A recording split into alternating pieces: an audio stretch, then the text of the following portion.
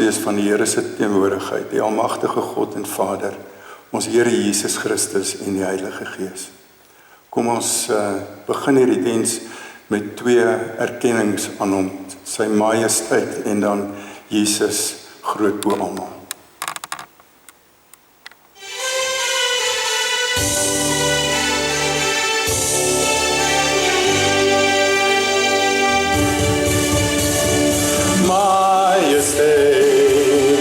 Glansryke heerlikheid, ons wil Jesus, die koning hulde bewys.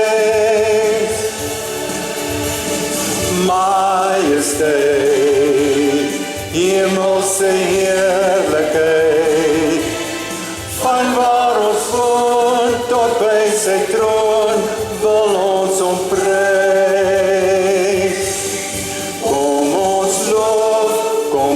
Besing die naam van Jesus.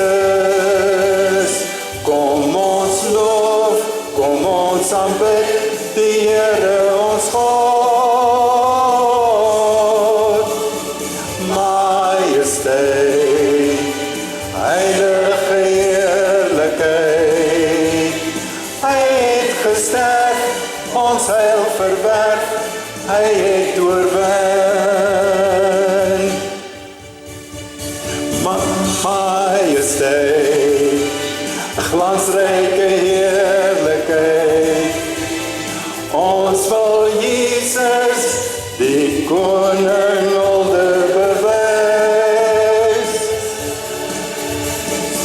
Majesteit, hemelse heerlikheid, van waar ons woon tot by sy troon, wil ons hom prys.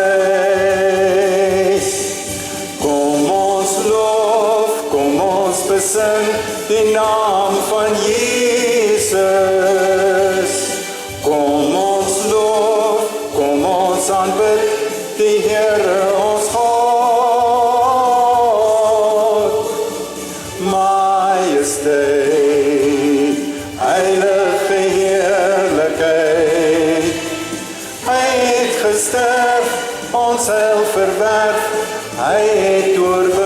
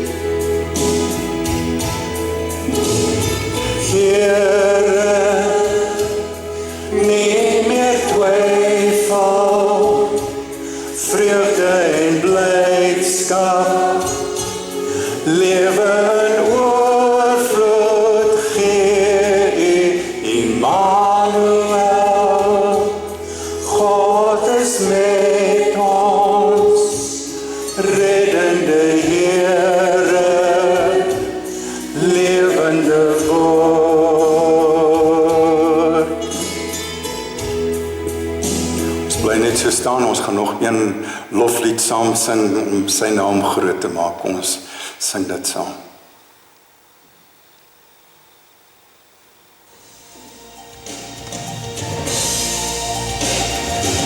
Lof sing die Heer by voor hom neer, bewys aan hom die eer, laat elke mond hom loof en prys en hom erken as Heer, en hom erken as Heer, en hom ja hom erken as Heer.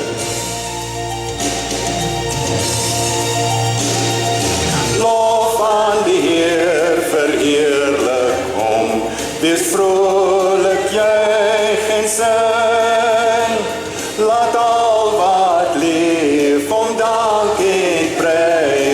hom die hulde bring, aan hom die hulde bring, aan hom die hulde bring.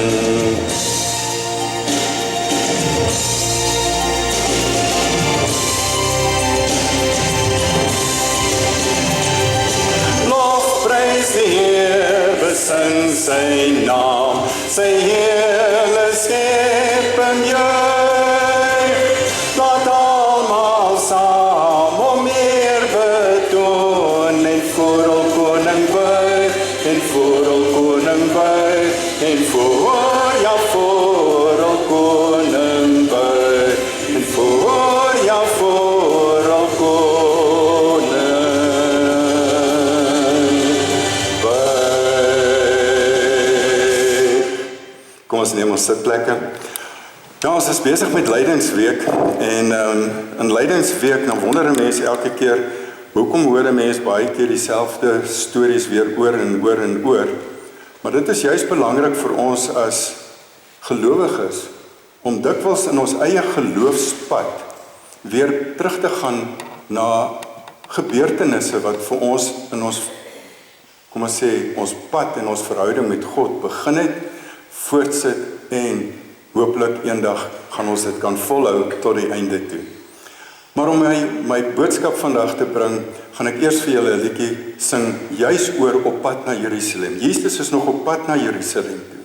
Hy's nog nie daar nie, hy's nog nie by die verhoor nie, hy's nog nie by die kruisiging nie. En dit is waar ons hierdie week stil staan. Volgende week is dit Palm Sondag. Daar gaan 'n mens waarskynlik iets van hierdie liedjie hoor, maar mens kan nie een van hierdie stappe los sien van die groter prentjie nie. Alles staan in die lig van sy geboorte, sy lewe, sy kruisiging, sy sterwe, sy opstanding en dan natuurlik sy hemelvaart. Ons kan nooit hierdie lydingstyd net los staan om te sê, nou is ons nou weer hierso. Soos iemand my 'n paar jaar terug gevra het toe ek by 'n winkel aankom net na opstandingsoggend en die persoon sê vir my, het Jesus weer opgestaan? Ek sê nee, ons vier die feit dat hy reeds opgestaan het. Hy leef, maar ons vier dit net weer. So, gaan saam met my in hierdie paadjie van op pad na Jerusalem toe en dan kom ek by my boodskap uit.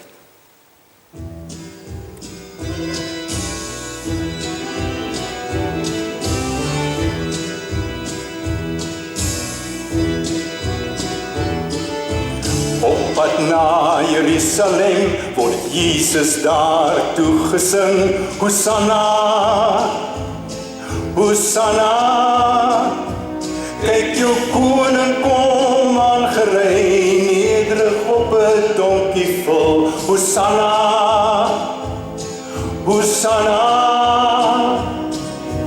voor Pilatus sê hulle, kruisig hom, kruisig hom, kruisig hom, kruisig hom. Op Golgotha sterf Jesus daar, hy smaak vir ons die ewige hel. Gekruisig, gekruisig. 3 dae later by sy graf, vroue wat kom hulde bring, die graf is leeg, Jesus leef. Jesus het opgestaan, Jesus het opgestaan en hy leef. Ja, hy leef.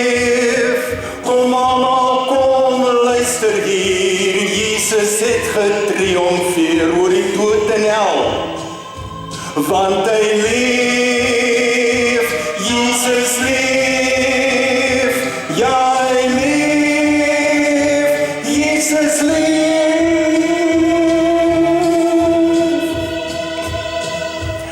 Jesus het opgestaan, Jesus het opgestaan en hy leef, ja hy leef.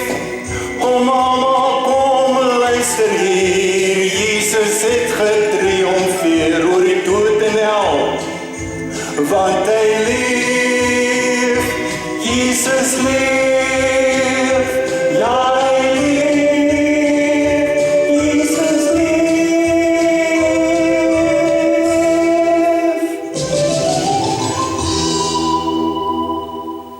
Op sy pad na Jerusalem sien ons vir Jesus aanvanklik nog in Galilea.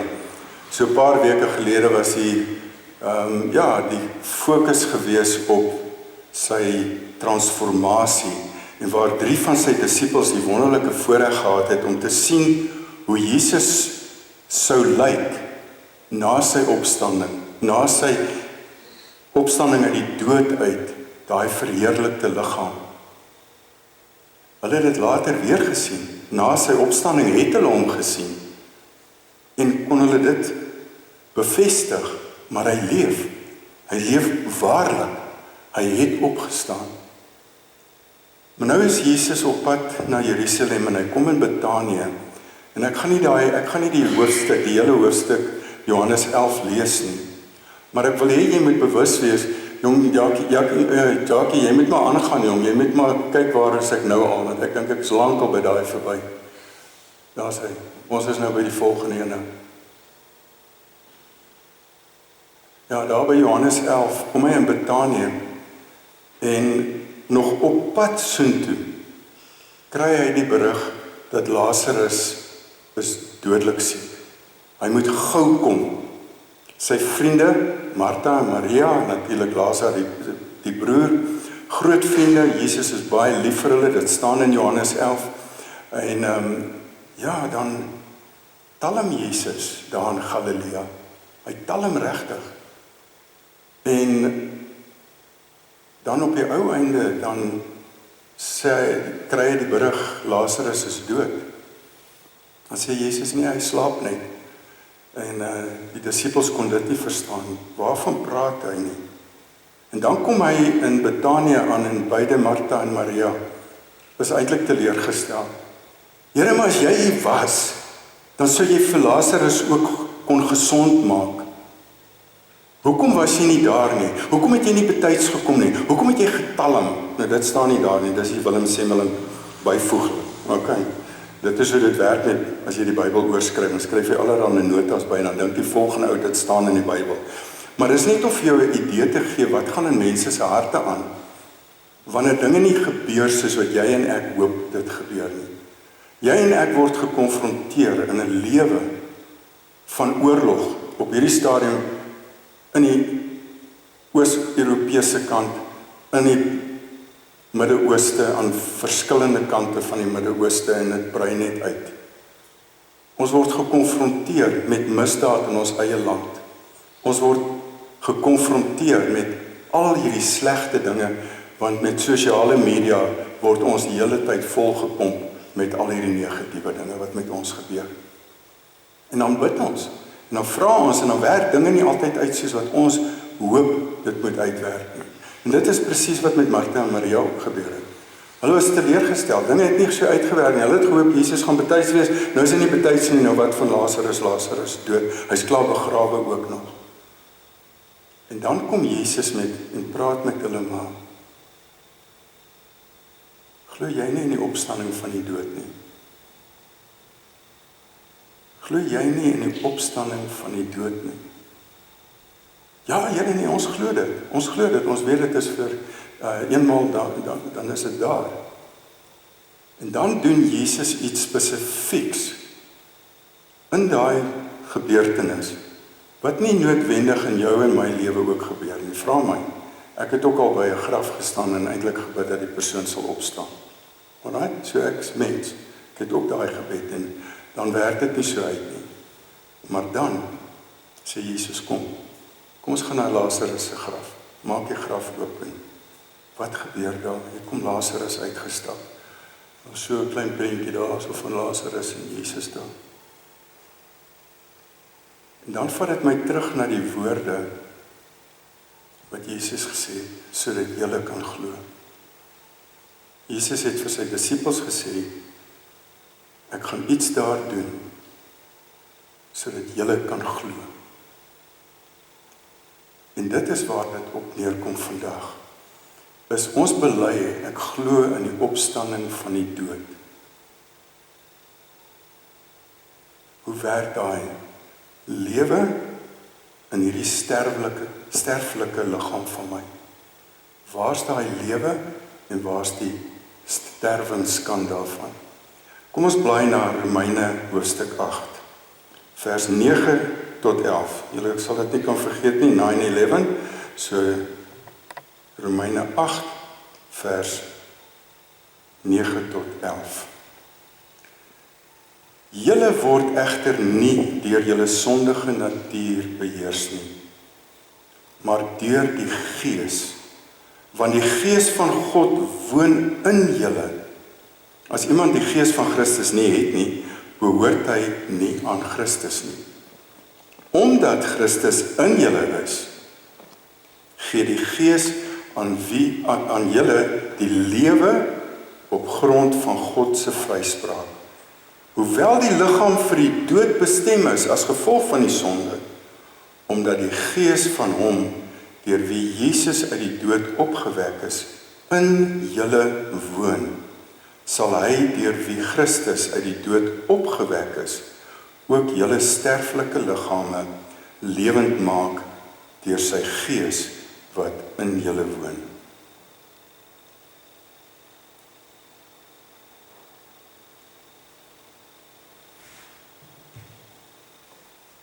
Jesus se verhaal met Lazarus was 'n unieke gebeurtenis. Maar hy doen dit spesifiek dat mense sal glo dat daar 'n opstanding uit die dood sal wees. En wanneer Jesus dan self gekruisig word, begrawe is, dan is die disippels nog steeds verslae oor die feit dat hy nou dood is. Wat nou? Al die beloftes wat hy gegee het dat hy wel sal opstaan, was op daai moment vergete. Maar dan, wanneer Jesus uit die dood uit opstaan, dan sien hulle hom en beleef hulle hom en erken hulle, Jesus het waarlik opgestaan. En dit wat ons dan bely in die kerk is, ek glo in die opstanding van die dood, word weer bevestig met hierdie gebeurtenisse, wat Jesus net weer vir ons wil herinner.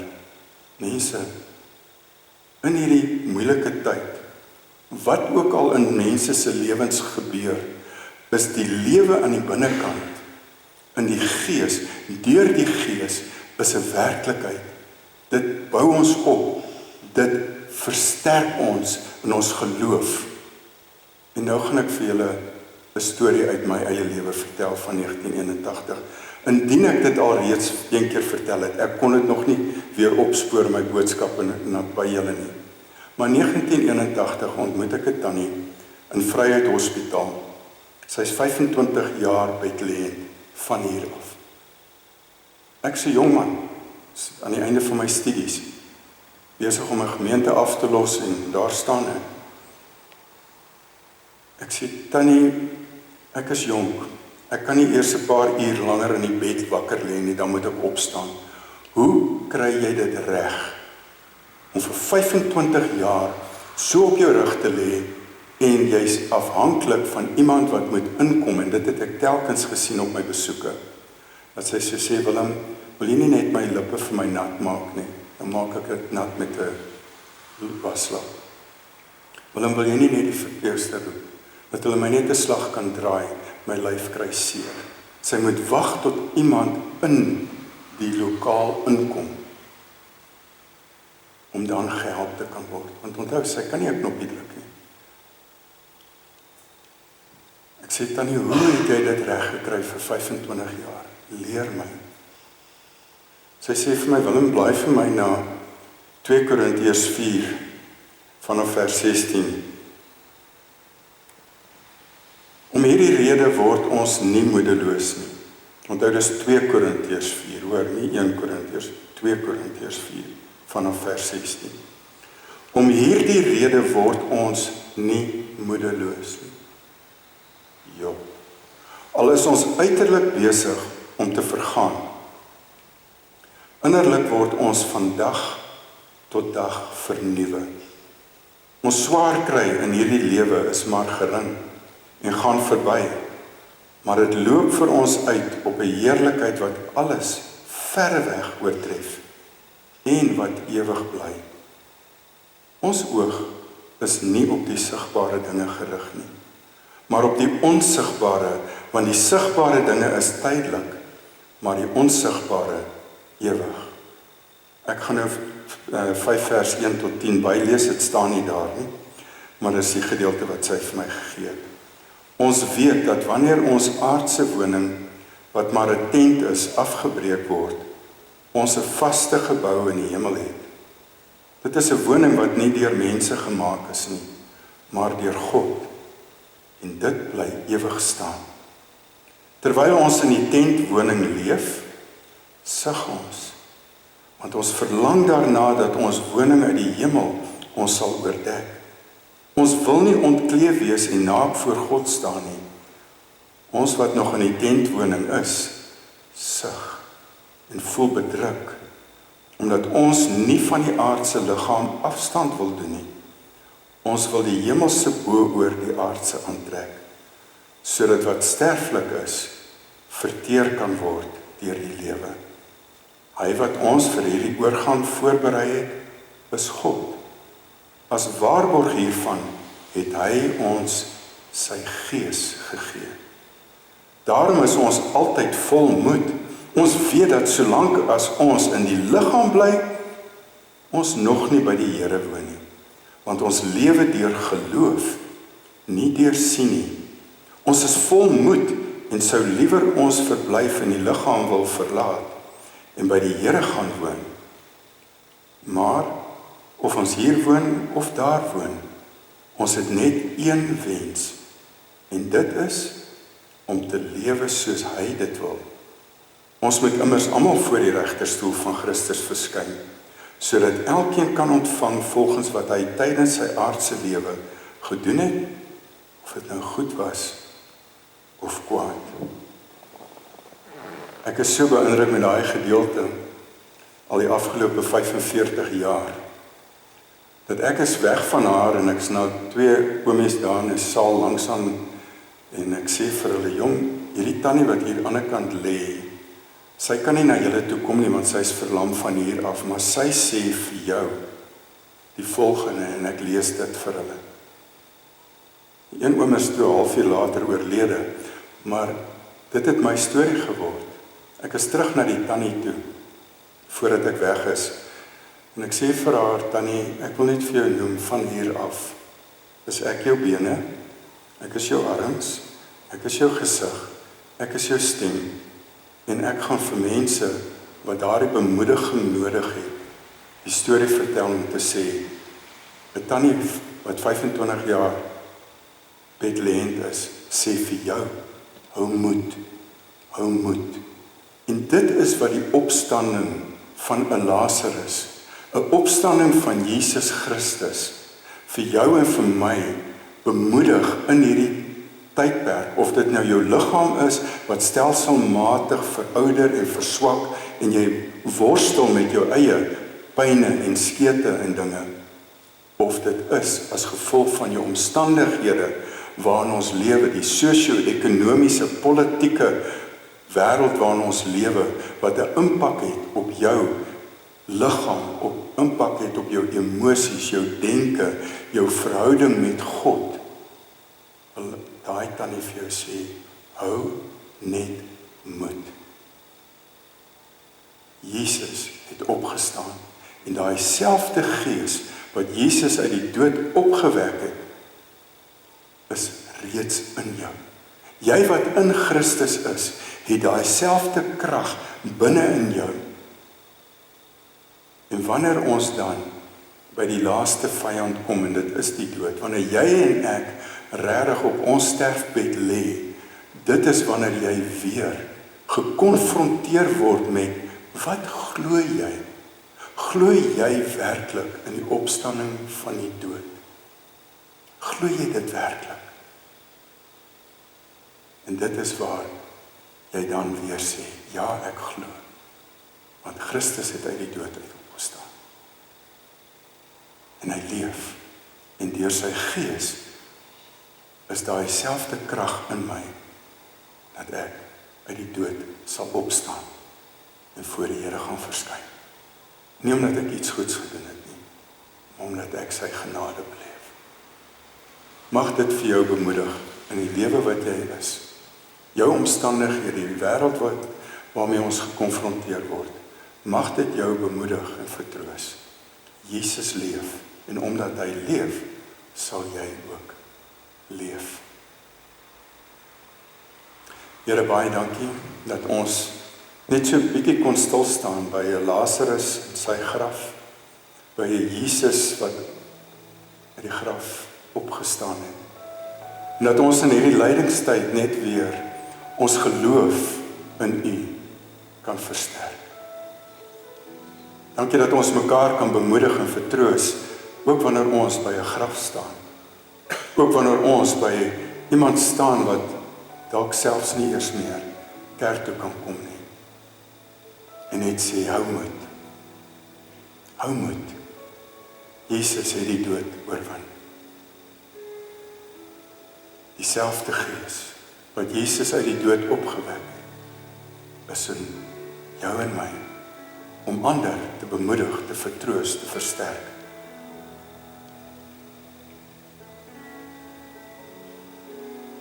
U ken elkeen se behoefte hier vandag. U ken ons selfs by ons naam. U weet wat is ons behoefte, U ken ons vrese. U ken ons hartseer, U ken ons pyn. Dankie dat U beter weet.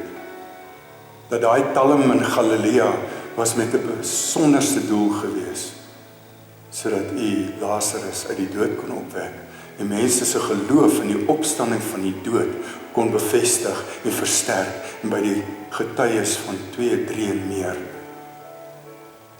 weet ons, dit is 'n feit. Kom bemoedig ons in hierdie tyd. In Jesus se naam. Amen. Kollekte gaan by die deure opgeneem word en Charlotte gaan gou vir ons die afkondigings doen. Dan gaan ons met 'n slotlied afsluit en daarna gaan ons 'n uitsendingslied hê en daarna sal ek die seënbede weer oor julle uitsing.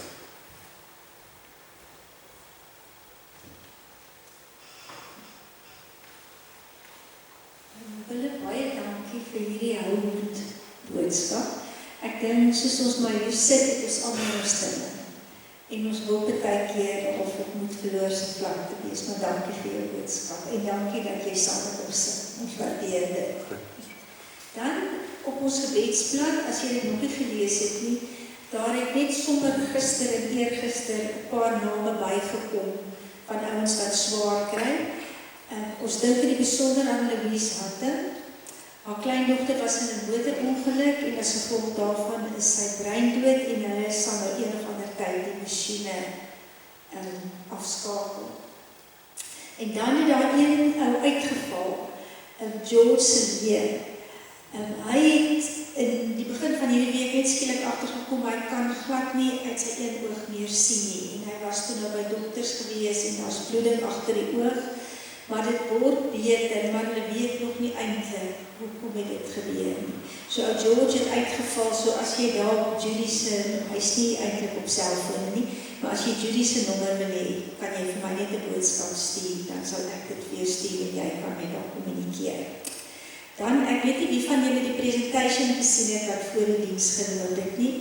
Die persoon wat dit gemaak het, het gesê, ek mag nie vir hom dankie sê nie, maar hy is hier in die kerk en ons sien baie nie, so dalk sal jy kan uitfigure wie dit is, maar baie dankie. Dit vertel 'n bietjie van wie ons is en wat hier aangaan. Nou, na die diens gaan ons koffie en tee drink en daar's koekies te koop. En laastens wil ek nou net graag vir Johan Forsie aan julle voorstel. Hy is verlede week as kerkraadslid bevestig en sy opdrag is die jeug en hy wil so 'n bietjie vertel van wat hy in gedagte het. Dankie Johan, ons is so dankbaar vir jou.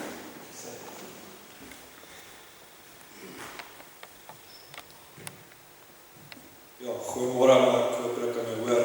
Ek het voorreg gehad om laasweek voorgestel in die kerk as 'n kerkslid en as iemand op die bestuur. En ek dink toe ek wil net 'n bietjie gesels oor hoekom was ek nou hier so op die verhoog en wat maak hierdie jong man nou eintlik hier so? 'n jong man wat nou 'n ouder sonder genoem gewees het. So ek dink ek gebruik hierdie geleentheid net om te sê dat Ek is hierso om met die jeug te werk en in die toekoms ook met jong volwassenes